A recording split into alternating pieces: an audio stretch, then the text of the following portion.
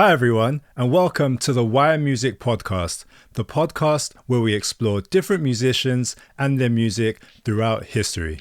And today we're going to learn about the musician and politician Gilberto Gil.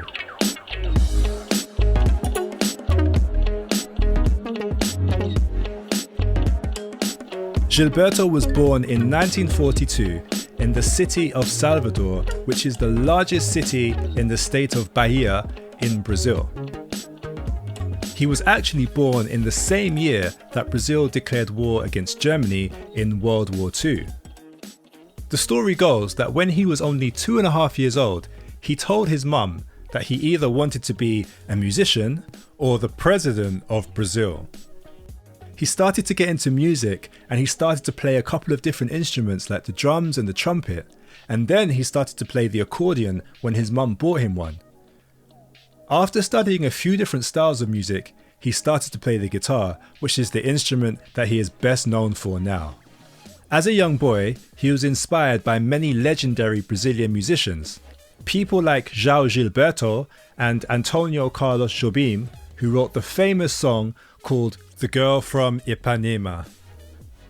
He made a really good friend called Caetano Veloso, and they started to play a style of music called bossa nova, which originated in Brazil when Gilberto was still a teenager. Around that time, they founded a movement called Tropicalismo, and they got into a lot of trouble with the government after they performed a few times on TV shows with music that appeared to criticize the government. The government had been taken over by the military, and so there was a lot of tension, especially with young people at the time. Gilberto was actually sent to jail and put into solitary confinement. Once he left jail, he was told that he had to leave Brazil. They didn't care where he went, he just had to leave. But this was really nothing new. Throughout history, in many different countries, there have been many musicians who have been put in jail or thrown out of their countries because of the music that they make. Just before he left Brazil to go to London, he recorded his first album called Gilberto Gil in 1969. When he moved to London, he immediately started to get into the music scene, and he experimented and learned about different types of music like reggae and rock and jazz. He once travelled to Nigeria and met with the legendary multi-instrumentalist and activist Fela Kuti and another multi-instrumentalist called Stevie Wonder. This trip was a really important one for Gilberto because it helped him to begin to understand the different links between all of the different styles of music that he loved and he liked to play. It was a really important time for many black musicians in the 1970s, people like Bob Marley, Nina Simone, Fela Kuti, who we've just talked about, expressing how they felt living in their different countries. When Gilberto moved back to Brazil, he recorded his 5th album called Expresso 22222. For most people, 5 albums might be a lot, but Gilberto has released over 70 albums in his career. The thing is, he's only 78 years old now, so that's almost 1 album every single year for his whole life. That's absolutely incredible. So you remember when he was 2.5 years old and he told his mum that he wanted to be a musician or a politician? Well, clearly he became a musician, but when he went back to Brazil after spending time in London, he started to get involved in politics, and in 1987, he became the Secretary of Culture for his home city of Salvador.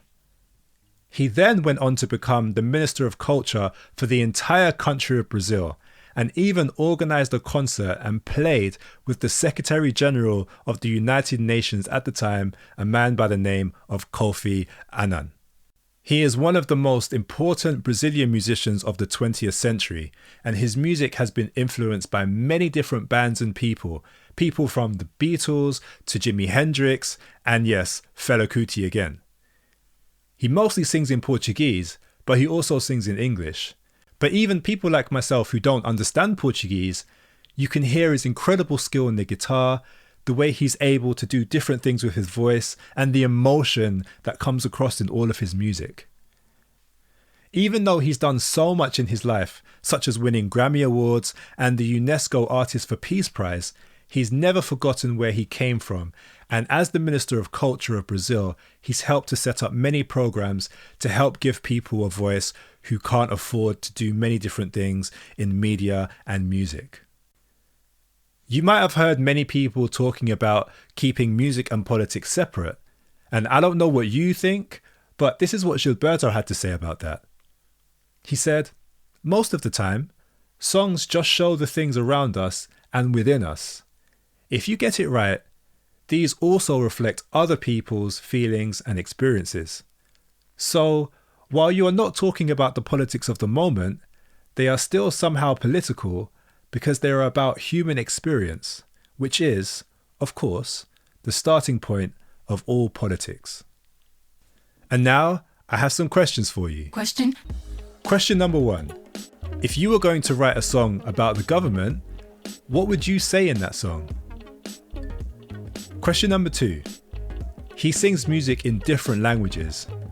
What do you think might be hard about singing music in different languages? Question number 3. We've already heard that he's produced over 70 albums in his life. How long do you think it takes to put an album together? What kind of things do you have to think about when you're trying to put an album together? So before we go, here's a fun fact for you. Tell me something good.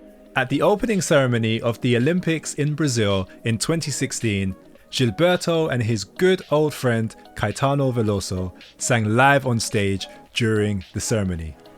I think it's an incredible story. Gilberto was put in jail, then he was kicked out of his country, then he came back, made amazing music, got involved in politics, and then performed the official anthem of the Rio Games in 2016. Oh, I forgot to mention something. Guess who composed the official anthem of the 2016 Rio Olympic Games? That's right, you guessed it, Gilberto Gil. Thank you for listening to this episode. I really hope you've enjoyed it and you've learned a lot about the life of Gilberto Gil. If you've enjoyed this episode, please go to iTunes and leave us a review. Every single review and rating really helps to get this podcast out there to many different people. Don't forget also to check out the free downloadable worksheets and the slideshow that's on our website, which is www.thewirebooks.co.uk. So stay safe out there, listen to some great music, especially check out some of Gilberto Gil's music, and peace.